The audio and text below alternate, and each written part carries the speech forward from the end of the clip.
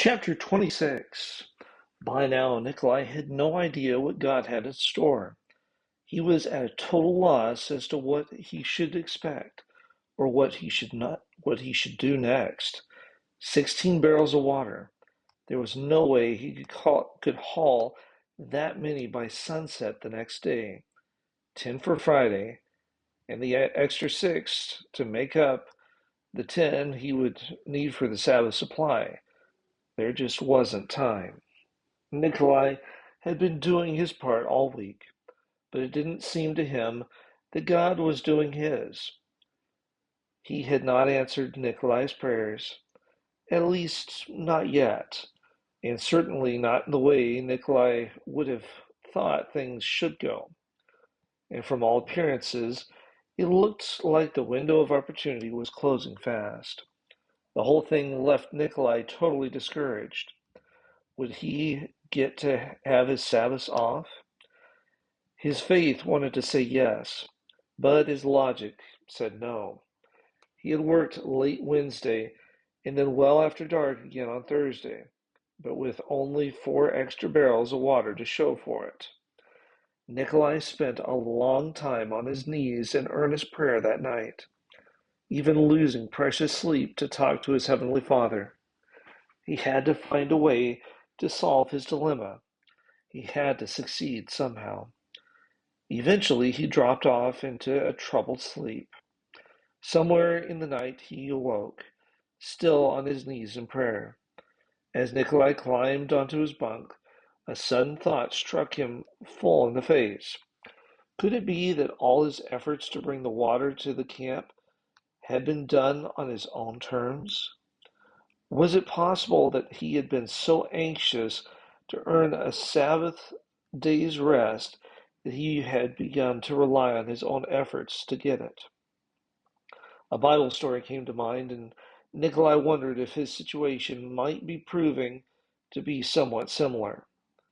God had called Gideon to lead the Israelite tribes against a common enemy, the Amalekites. The Israelites had rallied to arms, answering Gideon's call by the thousands. In fact, 32,000 of them had come, anxious for battle and ready to serve. Or were they? Evidently, God saw differently than Gideon did. 2 different tests were given. First, Gideon was told to send soldiers home if they were the least bit afraid. And second, all but 300 men were asked to leave because they weren't really ready for battle. Gideon was dismayed that God expected so much with so little to work with. And that's exactly how Nikolai was feeling right now. How was he going to keep the Sabbath day holy if he didn't even have time or the ox on his side? Nikolai half smiled, a crooked grin in the darkness. Right now, he would be glad if he could have had 300 oxen on his side. He turned over and tried to go to sleep. Like Gideon, Nikolai was beginning to realize that even if it were possible to bring in enough loads by Friday sunset, the triumph and the credit were not to be his. He had wanted to do things his way. Not that his motive and intentions had been pure. It was just that the plans had all been his. He knew that God wanted him to have Sabbath off. There was no question about that. From the day Nikolai had arrived at the prison camp, he had been honoring the Sabbath, and he had suffered for it. But Nikolai thanked God every day, and he had never given in and given up his loyalty to God's holy day. But the testing time was evidently not over. This time around, he wasn't being tested by being cooped up in a prison box. It was a different sort of test, one that required incredible amounts of energy and determination and patience. But in the end, he knew the victory would be God's. God was no doubt working things out for an even greater purpose than Nikolai could imagine. It had to be that. What else could it be? If Nikolai was being tested like Gideon, then it must be that his own plans would have to give way to God's plans.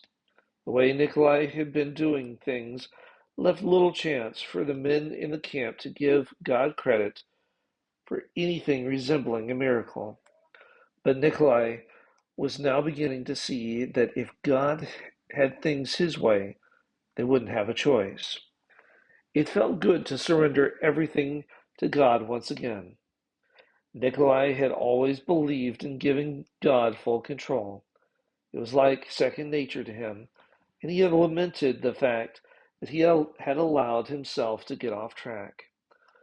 Somewhere just before Nikolai dropped off to sleep, his mind drifted once again to one of his favorite Bible verses.